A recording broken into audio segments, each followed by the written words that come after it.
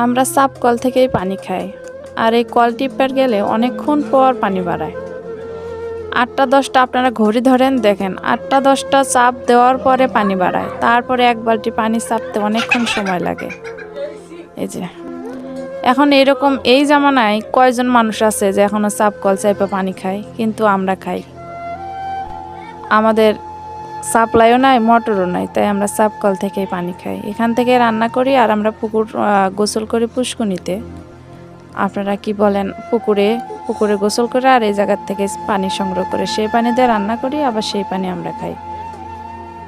তো এক বালতি পানি চাপতে কতক্ষণ সময় লাগে? অনেকক্ষণ। এই পানি নিয়ে এখন রান্না করুন, শাক ধোয়া লাগবে, শাক দিয়ে পরে রান্না করব।